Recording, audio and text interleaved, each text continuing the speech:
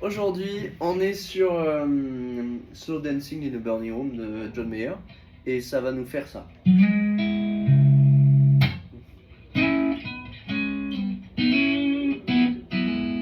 Ok? Qu'est-ce qui se passe? Pour se situer, le contexte, on est en Do dièse. Bon.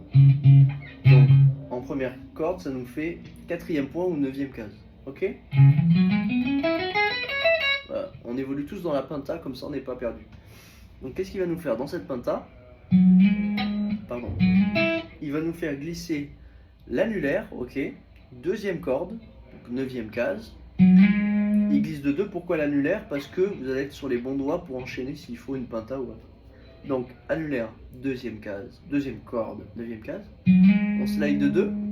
Et ensuite on va mettre l'index en 4e point aussi, mais corde de sol, d'accord? Et le but c'est de garder la sonorité des 2 cordes. Donc. Et ensuite on va mettre le pouce par-dessus à la Hendrix, d'accord? Parce que c'est un fan de Hendrix meilleur. Et bien en 9e case aussi, mais première corde. Donc 2e, 4e, première corde. Et puis là vous pouvez tomber sur vos cordes, muter avec la main gauche à votre souhait tant que ça fait un petit coup de percussion. Et je coupe, super. Maintenant on va garder la position qu'on avait.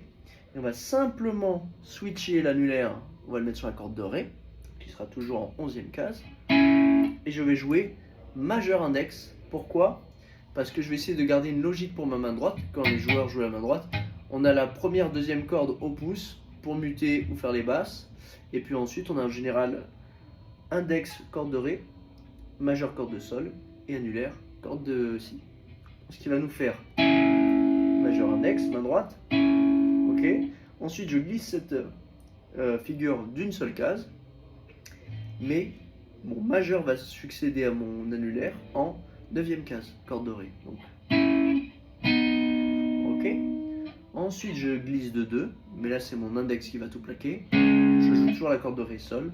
Je glisse encore de 2 et je fais du coup encore la corde de Ré Sol. Ce qui nous fait. Ok. Et là il va faire un double hammer, c'est-à-dire qu'il va hammer avec le majeur avant-dernière corde sur le 2e point. Ok. Mais en même temps aussi avec l'annulaire sur la corde de Sol, 6e case. Ce qui va nous donner. Donc ouais, faites gaffe qu'une corde coupe pas l'autre, que vous ayez bien le son des 2 cordes. Identifiez s'il y a un doigt qui est en pointe, qui écrase l'autre ou non. Et là, comme on a changé de corde, je joue plus la corde de Ré, Sol, mais Sol et Si. Du coup, main droite, ça va être majeur, annulaire. Ok,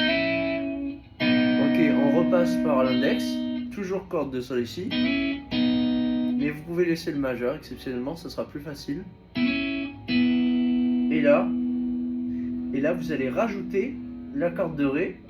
L'annulaire va switcher sur la corde de Ré, en 6e case toujours. Et du coup, vous aurez à jouer index corde de Ré, majeur corde de Sol et annulaire corde de Si. Donc je refais juste la fin. Regardez, vous voyez mes 2 mains. Bon courage et à la prochaine.